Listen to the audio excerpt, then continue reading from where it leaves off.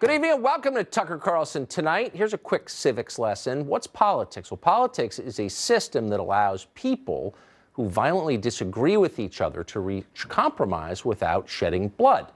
It's worked well for a long time in this country. But when one side decides it is no longer willing to compromise, that system breaks down. Without compromise, you no longer have politics. Instead, you have an especially fanatical form of religious belief. ISIS, for example, is not a political organization. Its leaders reject accommodation of any kind. Its leaders assume that everything they do has the approval of a higher power. They are good people. They know that. They know their beliefs are not simply correct, they're the only possible beliefs. Anyone who disagrees with them is, by definition, immoral. So a system like that does not allow for the possibility that good people might be mistaken once in a while or reach different conclusions sincerely. People with different opinions are, again, by definition, bad people. In fact, they may not even be people at all. They might be subhuman. They must be converted to the faith or crushed and eliminated.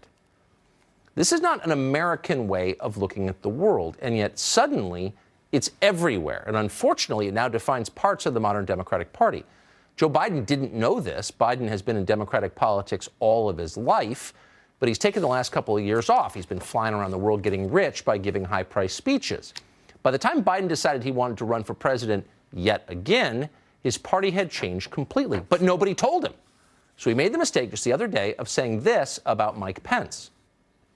The fact of the matter is, it was followed on by a guy who's a decent guy, our vice president, who stood before this group of allies and leaders and said, "I'm here on behalf of President Trump."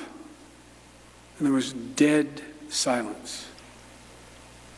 Dead silence. He's a decent guy, Biden said of Pence. That's an old-fashioned way to talk. That's how people in Washington, political Washington, used to talk about each other. It was one way that they reminded themselves that politics may be important, but it's not everything. Every political opponent is also, on some level anyway, a human being and a fellow American. Our common humanity is stronger than our political differences. That was the assumption that they had and have had at least since the Civil War. And by the way, it has to be the assumption that all of us have if we're going to live together in the same country. Cynthia Nixon disagrees with this. Nixon is a former actor. She's now a political extremist. She spends a lot of time on Twitter yelling at people. When she saw what Biden said about Pence, she was enraged. Cynthia Nixon disagrees with Mike Pence's views on gay rights questions. Therefore, she knows that Pence cannot be a decent person. It's just not possible.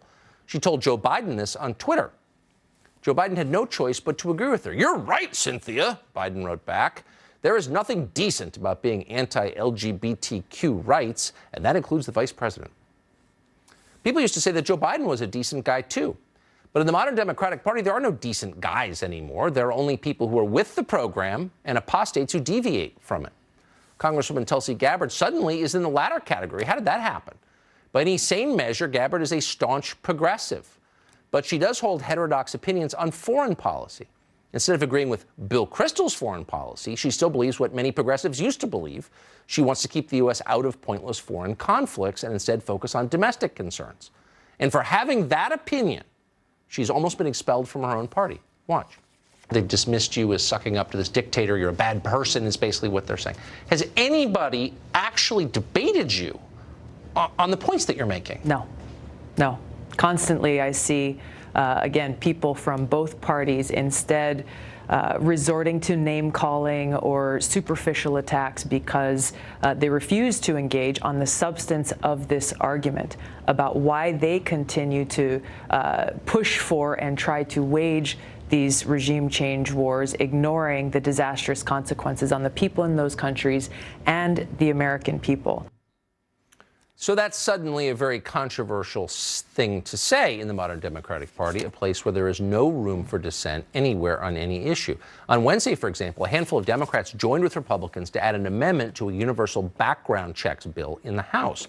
That amendment would require reporting a gun buyer to ICE if that buyer is an illegal alien, a group that is not allowed to buy guns in the United States.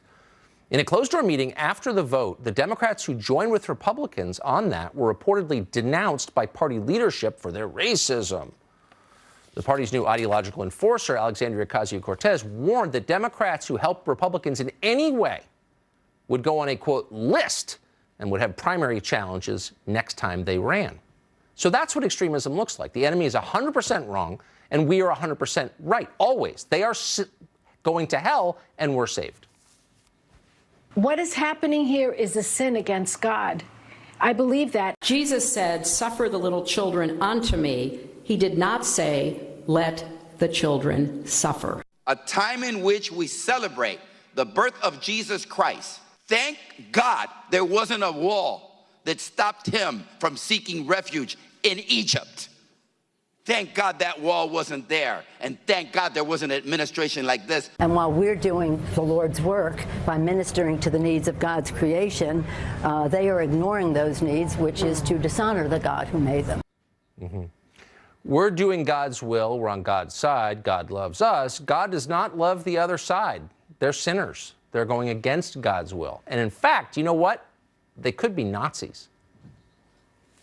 This is the United States of America. It isn't Nazi Germany. Bottom line, Donald Trump increasingly looks like Hitler in Nazi Germany. Much like Hitler took over the Nazi Party, Trump has taken over the Republican Party.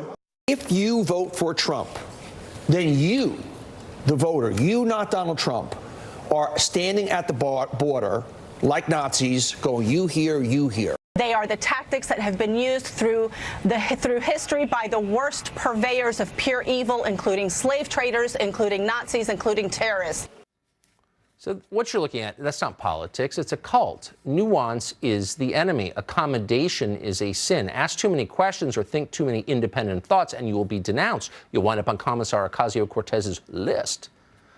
We reject this completely. It's totalitarian. It's also stupid and boring. It's a replacement for thought. It's, by the way, destroying the country as well. We will always welcome people we disagree with onto this show. We assume they are decent people. And by the way, mostly they are decent people. We'll do our best to find common ground with them and anyone else whenever we can, because why wouldn't we? And that's why you'll often see sincere leftists on this show treated with respect. Tulsi Gabbard, Glenn Greenwald, Ro Khanna, Michael Tracy, many others. We disagree with these people on a lot of things, but not on everything. And that's the point. But most important of all, they are Americans just like us, and that matters most. We need to remember that.